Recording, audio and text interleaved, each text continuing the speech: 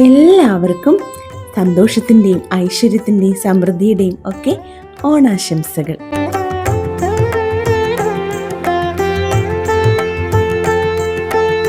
ഓണായിട്ട് ഞാൻ ഒരുപാട് വിഭവങ്ങൾ അപ്ലോഡ് ചെയ്തിട്ടുണ്ട് കേട്ടോ. അതിൽ മുന്നിൽ നിൽക്കുന്നൊരു വിഭവമാണ് അവിയൽ. സാധാരണ അവിയൽ ഉണ്ടാക്കുന്ന പോലെയല്ല, കല്യാണ സദ്യ സ്റ്റൈൽ അവിയലാണ് ഞാൻ അപ്ലോഡ് ചെയ്തിട്ടുള്ളത്. അതിൽ 2 തരത്തിലുള്ള പുളിയൊക്കെ ചേർത്തിട്ട് കഷ്ണങ്ങളൊന്നും ഉടഞ്ഞു പോവാതെ നല്ല ടേസ്റ്റിൽ ഉണ്ടാക്കുന്നതാണ്. അതുപോലെ തന്നെ സ്പെഷ്യാലിറ്റി ഉള്ളതാണ് കുറുക്ക് കാളൻ. ഇതിലാണെങ്കിൽ കുരുമുളകൊക്കെ ചേർക്കുന്നതിനൊരു പ്രത്യേകതയുണ്ട്. ശരിക്കും ഒത്തൻറ്റിക് രീതിയിലാണ് ഞാനത് പ്രസൻറ്റ് ചെയ്തിട്ടുള്ളത്. കാണാത്തവരുണ്ടെങ്കിൽ ആ ലോങ് വീഡിയോസൊക്കെ ഒന്ന് കണ്ടു നോക്കണം കേട്ടോ. നല്ല കുറുകിയിരിക്കുന്ന ഈ കുറുക്ക് കാളൻ മാത്രം മതി സത്യം പറഞ്ഞ ചോറുണ്ണാൻ. പിന്നെ അതുപോലെ തന്നെ ഒരുപാട് പ്രത്യേകതകളുള്ള ഒരു കൂട്ടുകറിയും അപ്ലോഡ് ചെയ്തിട്ടുണ്ട്. ഇതിൽ ഒരുപാട് പൊടിക്കൈകളുണ്ട് കേട്ടോ. ഈ കൂട്ടുകറിയിൽ തേങ്ങ വറുത്ത് ചേർക്കുന്നതിലും പിന്നെ കുറച്ച് ടിപ്സും കാര്യങ്ങളും ഒക്കെ ഇൻക്ലൂഡ് ആക്കിയിട്ട് നല്ല ടേസ്റ്റിൽ കല്യാണ സദ്യ സ്റ്റൈലിൽ ഒരു കൂട്ടുകറിയാണിത്. അതിൽ തേങ്ങ അരയ്ക്കുന്നതിലും ഒക്കെ പ്രത്യേകതയുണ്ട്. അതിൻ്റെ കൂടെ തന്നെ ഒരു എള്ളുണ്ട കൂടി ഞാൻ അവതരിപ്പിച്ചിട്ടുണ്ട് കേട്ടോ. ശർക്കര പാനിയൊക്കെ ചേർത്ത് ചെറിയൊരു മധുരത്തിലാണ് ഇത് ഉണ്ടാക്കിയിട്ടുള്ളത്. പിന്നെ നാരങ്ങാക്കറി സദ്യയിൽ ഒഴിച്ചുകൂടാൻ പറ്റാത്തൊരു വിഭവമാണല്ലോ. പക്ഷേ അത് ഞാൻ വള്ളുവനാടൻ സ്റ്റൈലിലും വടക്കൻ സ്റ്റൈലിലും ഞാൻ ഉണ്ടാക്കിയിട്ടുണ്ട്.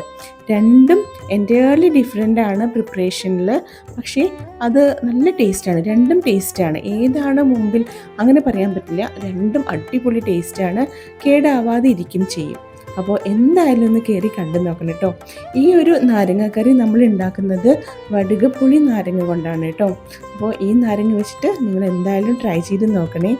പിന്നെ 3 തരത്തിലുള്ള ഓലൻ റെസിപ്പീസ് ഇട്ടിട്ടുണ്ട്. ഈ 3ലും ഇൻഗ്രീഡിയൻസും പ്രിപ്പറേഷനും ഒക്കെ ഡിഫറൻസ് ഉണ്ട്. മാത്രമല്ല 3 ടേസ്റ്റാണ്. നല്ല ഈസി ആയിട്ട് ഉണ്ടാക്കാൻ പറ്റുന്ന എല്ലാവർക്കും ഇഷ്ടപ്പെട്ട ഈ 3 ഓലനും നിങ്ങൾ എന്തായാലും നോക്കിയിട്ടൊന്ന് ട്രൈ ചെയ്ത് നോക്കൂ കേട്ടോ. ഇനി ഞാൻ കുറച്ച് മുന്നേ അപ്ലോഡ് ചെയ്ത ഒരു പച്ചടി റെസിപ്പി ഉണ്ട്. വാട്ടർ മെലൺ വെച്ചാണ് ആ പച്ചടി ഉണ്ടാക്കിയിരുന്നത്. പക്ഷേ ഇതേപോലെ തന്നെ നമുക്ക് വെള്ളരിക്കയോ കുമ്പളങ്ങയോ എന്ത് വെച്ചിട്ട് വേണമെങ്കിലും പച്ചടി ഉണ്ടാക്കാം.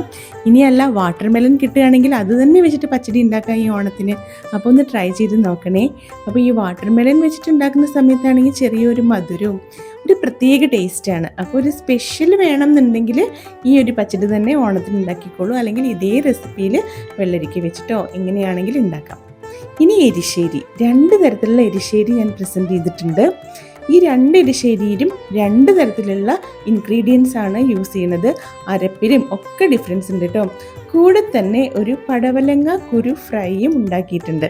ഈ പടവലങ്ങ കുരു ഫ്രൈ അധികം ആരും ഉണ്ടാക്കാറില്ല. പക്ഷേ അതിൻ്റെ റെസിപ്പി വേണമെങ്കിൽ വീഡിയോ കണ്ടു നോക്കണേ. അത്യാവശ്യം നല്ലപോലെ ആളുകൾ ഏറ്റെടുത്ത ഒരു വീഡിയോ ആണ് കേട്ടോ ഇത്. അതായത് പുളിയിഞ്ചിയും മുളകാ പച്ചടിയും തമ്മിലുള്ള വ്യത്യാസവും അതിൻ്റെ ആ ഒരു പ്രത്യേകതയൊക്കെ കാണിച്ചിട്ടുള്ളൊരു വീഡിയോ ആയിരുന്നു. നല്ല ടേസ്റ്റാണ് കേട്ടോ ഈ 2 കറിക്കും. രണ്ടും കാണാൻ ഏതാണ്ട് ഒരുപോലെ ഇരിക്കുമെങ്കിലും ഇൻഗ്രീഡിയൻസിലും ടേസ്റ്റിലും ഒക്കെ ഒരുപാട് ഡിഫറൻസ് ഉണ്ട്. പിന്നെ മധുരക്കറി, പൈനാപ്പിൾ വെച്ചിട്ടുള്ള മധുരക്കറിയാണ് ഞാൻ ഉണ്ടാക്കിയത്. അത് 2 തരത്തിൽ, രണ്ടും എൻറ്റയർലി ഡിഫറെൻ്റ് ആണ് ടേസ്റ്റിൻ്റെ കാര്യത്തിൽ. മധുരമുണ്ട്, പക്ഷേ രണ്ടിനും 2 രുചിയാണ്. ഇത് ഇഷ്ടപ്പെടുന്നവർ എന്തായാലും വീഡിയോ കണ്ടു നോക്കണം. മാത്രമല്ല പൈനാപ്പിൾ ഒരു സ്പെഷ്യൽ രീതിയിൽ കട്ട് ചെയ്യുന്ന മെത്തേഡും ഞാൻ കാണിച്ചിട്ടുണ്ട് കേട്ടോ.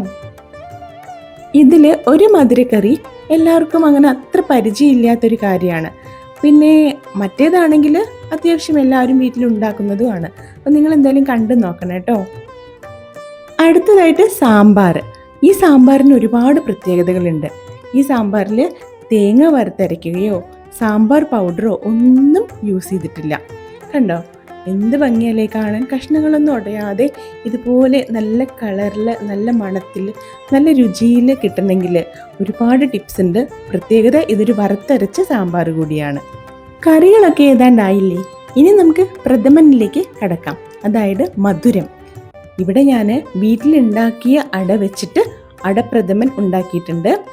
ഈ ഒരു അടപ്രഥമന് വേണ്ടിയിട്ട് യൂസ് ചെയ്യുന്ന അട വളരെ എളുപ്പത്തിൽ ഒരു 10-15 മിനിറ്റ് കൊണ്ട് തന്നെ നമുക്ക് ഈസി ആയിട്ട് വാഴയിലയൊന്നും യൂസ് ചെയ്യാണ്ട് വീട്ടിലുണ്ടാക്കാം കേട്ടോ. മാത്രമല്ല അത് വേണമെങ്കിൽ നമുക്ക് തലേന്ന് ഉണ്ടാക്കിയിട്ട് ഫ്രിഡ്ജിൽ സ്റ്റോർ ചെയ്യുകയും ചെയ്യാം. അതൊക്കെ എങ്ങനെയാണെന്ന് കൃത്യമായിട്ട് ഞാൻ ആ വീഡിയോയിൽ പറയുന്നുണ്ട്. ശർക്കരപ്പാനിയും തേങ്ങാപ്പാലും ആ ഒരു അടയുടെ ടേസ്റ്റും എല്ലാം കൂടി യോജിച്ച് വരുമ്പോൾ ഒരു സ്പെഷ്യൽ ഫീലാണ് കേട്ടോ. അതുപോലെ തന്നെ പഴവും പപ്പടവും കൂട്ടി കഴിക്കും വേണം.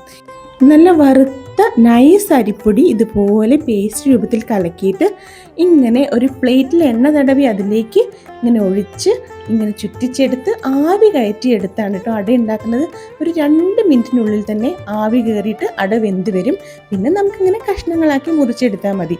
അങ്ങനെ ഒരു 10-15 മിനിറ്റിനുള്ളിൽ തന്നെ നമുക്ക് അത്യാവശ്യം അട നമുക്ക് പ്രിപ്പയർ ചെയ്തെടുക്കാം. വലിയ പാത്രമൊക്കെ ആണെങ്കിൽ വളരെ പെട്ടെന്ന് തന്നെ ഒരൊറ്റ പ്രാവശ്യം ചുറ്റിച്ചിട്ട് തന്നെ ഒരുപാട് അട നമുക്ക് മേക്ക് ചെയ്യാമല്ലോ. അങ്ങനെ ഉണ്ടാക്കിയെടുത്ത അട ശർക്കരപ്പാനിയിലൊക്കെ വരട്ടിയെടുക്കണം. ഇങ്ങനെ വരട്ടിയെടുക്കുന്ന സമയത്ത് പെട്ടെന്ന് ആവാൻ വേണ്ടിയിട്ട് ശർക്കരപ്പാനി കുറച്ച് ടൈറ്റായിട്ട് ഉണ്ടാക്കിയാൽ മതി കേട്ടോ. അപ്പോൾ പെട്ടെന്ന് തന്നെ നമുക്ക് ആയി കിട്ടും. മാത്രമല്ല അടയിലേക്ക് നല്ലപോലെ ശർക്കരപ്പാനി പിടിക്കും വേണം. പിന്നെ നല്ലപോലെ പിഴിഞ്ഞെടുക്കുകയാണെങ്കിൽ 1-ാം പാലും 2-ാം പാലും തന്നെ ധാരാളമാണ്. ഞാൻ അത്രേ ചേർത്തിട്ടുള്ളൂ.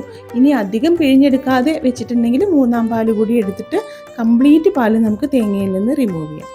കണ്ടോ, അങ്ങനെ നമ്മൾ വറവൊക്കെ ഇട്ടു. പിന്നെ ചുക്ക്, ജീരകം, ഏലക്ക അതെല്ലാം കൂടി പൊടിച്ചത് കൂടി ചേർക്കണം കേട്ടോ.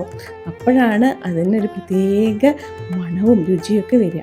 അടപ്രഥമനോടൊപ്പം തന്നെ മുന്നിട്ട് നിൽക്കുന്ന മറ്റൊരു മധുരമാണ് പരിപ്പ് പ്രഥമൻ, ചെറുപയർ പരിപ്പ് പ്രഥമൻ. ചെറുപയർ ഇങ്ങനെ റോസ്റ്റ് ചെയ്തിട്ട് അതിനൊരു പ്രത്യേക ഒരു സുഗന്ധമില്ലേ, ആ സുഗന്ധത്തോടു കൂടി അതിനെ വേവിച്ച് ശർക്കരപ്പാനിയൊക്കെ ഒഴിച്ച് തിളപ്പിച്ച് വറ്റിച്ചെടുത്തിട്ട് അതിലേക്ക് നമ്മൾ തേങ്ങാപ്പാൽ ചേർക്കണം. തേങ്ങാപ്പാൽ ചേർക്കുന്നതിന് മുമ്പ് ഇതുപോലെ നന്നായിട്ട് വറ്റിച്ചെടുക്കണം കേട്ടോ. അല്ലെങ്കിൽ പാലിൻ്റെ ടേസ്റ്റ് നന്നായിട്ടങ്ങ് നഷ്ടപ്പെടും. ഇനി ഏറ്റവും അവസാനം ഏലക്ക, ജീരകം, ചുക്ക് ഇവയെല്ലാം കൂടി പൊടിച്ചത് കൂടി ചേർക്കണം. ഇതെല്ലാം ചേർക്കുന്നത് മണത്തിനും രുചിക്കും മാത്രമല്ല കേട്ടോ, നമ്മുടെ ഹെൽത്തിനും കൂടിയാണ്. ഗ്യാസ് പോലുള്ള ഒരു പ്രശ്നങ്ങളും ഇല്ലാതിരിക്കാൻ ഇതൊക്കെ സഹായിക്കും.